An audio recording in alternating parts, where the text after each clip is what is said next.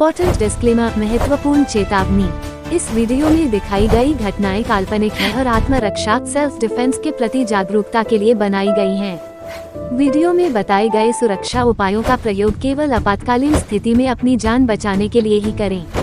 किसी भी खतरे की स्थिति में सबसे पहले आपातकालीन सरकारी सहायता केंद्र या नजदीकी पुलिस स्टेशन से संपर्क करें। सावधान, अगर कोई पीछा करे तो क्या करें? एलिजाबेथ की जानबाज कहानी की शुरुआत होती है एक ठंडी और सुनसान रात से। घड़ी में रात के 10:30 बज रहे थे। एलिजाबेथ अपने ऑफिस का काम खत्म करके घर की तरफ पैदल बढ़ रही थी। एलिजाबेथ बहुत सतर्क थी क्योंकि उसके पिता ने उसे एक सबसे बड़ा नियम सिखाया था, जहां ज्यादा सन्नाटा या अंधेरा हो, जहां पब्लिक न हो और लाइट की कमी हो, उस रास्ते से कभी न जाएं। एलिजाबेथ हमेशा मुख्य सड़क का ही इस्तेमाल करती थी, लेकिन उस रात सड़क पर काम चलने की वजह से उसे एक अनजान मोड़ लेना पड़ा। एलिजाबेथ ने सबसे पहले अपनी समझदारी दिखाई। उसने ये पक्का किया कि उसका मोबाइल फुल चार्ज है और उसमें नेट पैक मौजूद है, क्योंकि बिना इंटरनेट के लाइव लोकेशन भेजना नामुमकिन था। उसने तुरंत लाइव लोकेशन अपने फैमिली व्हाट्सएप ग्रुप पर शेयर की। एलिजाबेथ जानती थी कि कभी कभी इमरजेंसी में किसी एक व्यक्ति को कॉल करने पर शायद वह रिसीव न हो, लेकिन फैमिली ग्रुप बनाने का सबसे बड़ा फायदा यह है कि कम से कम कोई न कोई सदस्य तो ऑनलाइन होगा ही, जो तुरंत उसकी मदद के लिए कदम उठा सकेगा। जैसे ही वो उस अंधेरे रास्ते पर बढ़ी, उसे पीछे भारी जूतों की आहट सुनाई दी। कोई उसका पीछा कर रहा था। एलिजाबेथ ने घबराकर भागने के बजाय अवेयरनेस, अपने पीछे की हलचल पर नजर रखने के लिए फोन के कैमरे का इस्तेमाल किया।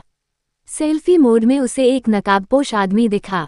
अचानक उस आदमी ने झपट्टा मारा और एलिजाबेथ को एक वीरान गोदाम के अंदर खींच लिया। ये वही सीरियल किलर था जिसने शहर में दहशत फैला रखी थी। गोदाम के अंदर उसने एलिजाबेथ को एक कुर्सी से बांध दिया। वह अपनी जीत पर हंस रहा था, लेकिन एलिजाबेथ ने मुसीबत में पैनिक न होकर शांत रहकर भागने का रास्ता सोचा। वहां एलिजाबेथ ने देखा कि गोदाम के दूसरे कोने में 3 और लड़कियां सहमी हुई बंधी थीं। एलिजाबेथ ने समझ लिया कि उसे सिर्फ खुद को नहीं, बल्कि इन सबको बचाना है। उसने मन ही मन खुद से कहा, आज दुनिया को दिखाना है कि लड़कियां किसी से कम नहीं होती। साहस और फौलादी इरादे सिर्फ मर्दों की जागीर नहीं हैं।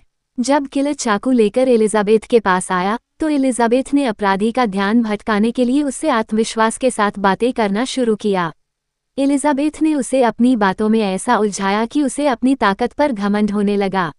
इसी बीच एलिजाबेथ ने अपनी सेल्फ डिफेंस ट्रेनिंग का इस्तेमाल कर रस्सियों को ढीला किया और खुद को आज़ाद कर लिया। जैसे ही किलर वार करने के लिए आगे बढ़ा, एलिजाबेथ ने अपनी जेब से पेपर स्प्रे निकाला और सीधे उसकी आंखों पर हमला किया। किलर के अंधे होते ही एलिजाबेथ उस पर टूट पड़ी। उसने दुश्मन के नाजुक हिस्सों जैसे आंखें, नाक और घुटनों पर ऐसे वार किए कि वो कातिल जमीन चाटने लगा। एलिजाबेथ ने बिजली की फुर्ती से उन तीनों लड़कियों की रस्सियां खोलीं। अब आखिरी कदम था अपनी सुरक्षा को पक्का करना। एलिजाबेथ ने तुरंत SOS बटन, अपने फोन के इमरजेंसी SOS बटन को दबाया। कुछ ही पलों में पुलिस की गाड़ियां वहां पहुंच गईं। पुलिस ऑफिसर एलिजाबेथ की जानबाजी देखकर दंग रह गए। एलिजाबेथ ने उन लड़कियों की तरफ देखा और गर्व से कहा, हम कमजोर नहीं हैं, बस हमें अपनी शक्ति को पहचानना होगा। आज के दौर में लड़कियां लड़कों के कंधे से कंधा मिलाकर नहीं, बल्कि उनसे 2 कदम आगे बढ़कर अपनी और समाज की रक्षा करना जानती हैं। जाते जाते एलिजाबेथ ने उस कातिल की आंखों में देखकर अपनी आखिरी पंचलाइन कही, चेकमेट। तुमने सोचा था तुम शिकारी हो, पर आज तुम मेरे जाल के एक मोहरे बन गए। कहानी पर कुछ सवाल कमेंट में बताएं। दोस्तों, एलिजाबेथ ने बहादुरी दिखाई, पर अब हमें कमेंट करके बताएं कि आपको क्या लगता है। आपके हिसाब से ऐसी सिचुएशन में और क्या स्टेप्स होने चाहिए जो किसी को बचा सकते हैं? क्या एलिजाबेथ की तरह हर लड़की को देर रात अकेले शॉर्टकट रास्तों से बचना चाहिए? अगर एलिजाबेथ ने लाइव लोकेशन न भेजी होती, तो क्या पुलिस उस तक पहुंच पाती? क्या आपको लगता है कि सेल्फ डिफेंस की ट्रेनिंग स्कूल के समय से ही अनिवार्य होनी चाहिए? क्या आप मानते हैं कि फैमिली ग्रुप बनाना किसी को फ़ोन करने से ज़्यादा सुरक्षित है? क्या आपने अपने फ़ोन में SOS बटन सेटिंग को कभी टेस्ट या सेटअप किया है? क्या आप हमेशा अपना फ़ोन चार्ज और नेट पैक चेक करके घर से निकलते हैं?